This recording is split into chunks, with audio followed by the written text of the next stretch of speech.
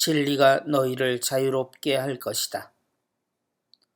4월 1일 다른 해였다면 이날 하루 종일 거짓말이 세상 안을 휘저었을 겁니다. 공공연하게 거짓말이 허용되는 날, 물론 기분 좋은 거짓말이지만 그렇게 거짓말같이 좋은 날이 되기를 바라는 것이 이날 우리가 해온 행동이었다면 지금은 정말 거짓말 같은 상황이 벌어진 시간들입니다.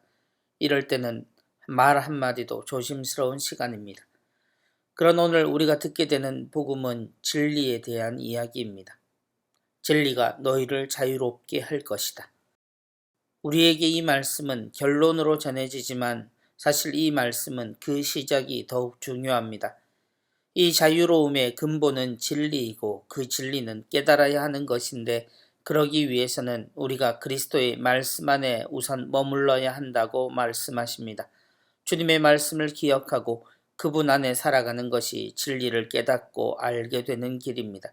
곧 하느님의 사랑 안에 머물러야 한다는 이야기인데 우리는 말씀이시고 사람이 되신 그리스도의 모든 것을 통해 이것을 알아듣습니다.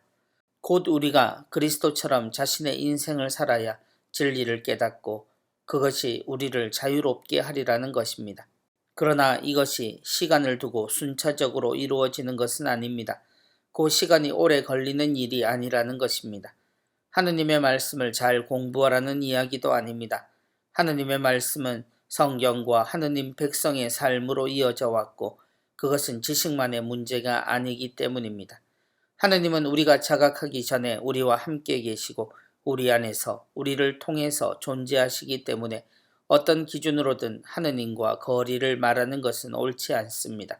심지어 사람이 되어 오신 하느님이신데 그분과의 거리를 표현하는 것도 그리 옳은 태도는 아닐 겁니다. 예수님은 우리와 같은 사람이시지만 우리가 말하는 하느님의 아들로 그분을 보는 것은 차이를 설명하는 것으로 합당하지 않습니다. 오히려 그분과 우리의 근본적인 차이는 그분의 모든 것은 하느님 아버지 안에서 이루어졌다는 것이고 우리는 세상의 이치 안에서 하느님을 바라보며 우리에게 해석 가능한 형태로 하느님을 말했기에 생겼다고 봐야 합니다. 그렇게 우리는 우리에게 맞는 방식으로 하느님을 보려 하고 예수님은 하느님이 우리에게 전해주신 모든 것, 곧 예수님이 오시기 전 이미 주어져 있던 것을 현실에서 사신 것이 차이였습니다.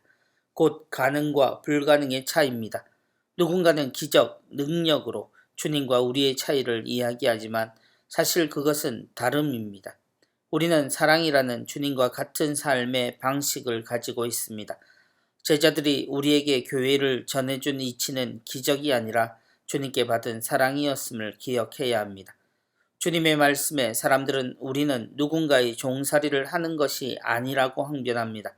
그러나 주님은 우리가 하느님의 백성이면서도 죄의 종으로 살아간다고 말씀하십니다. 생각해보면 지금 우리도 이 말씀을 피하긴 어려울 듯합니다. 무엇인가에 짓눌린 듯 살아가며 하느님을 도피쳐나 위안의 유일한 희망인 듯 사는 모습이 많기 때문입니다. 하느님께 매달리느냐 세상의 가치에 매달리냐의 차이 정도입니다. 자유로운 사람, 행복한 삶을 바란다면 주님의 말씀 안에 머물러야 합니다. 곧 주님에게서 우리 삶의 근본을 찾고 삶의 방식도 배워야 합니다. 곧 우리의 삶을 하느님이 원하시는 사랑으로 채우고 살아갈 때 우리는 그 자유를 누리게 됩니다. 자유가 온다는 것이 아니라 근본을 알아 진리로 세상을 살아가는 자유로운 존재가 되리라는 겁니다. 애를 써서 되는 것이 아니라 어디를 보고 무엇을 하는가에 따라 바로 결정될 수 있는 문제입니다. 거짓말 같지만 한번 믿어보시면 또 살아보시면 어떨까요?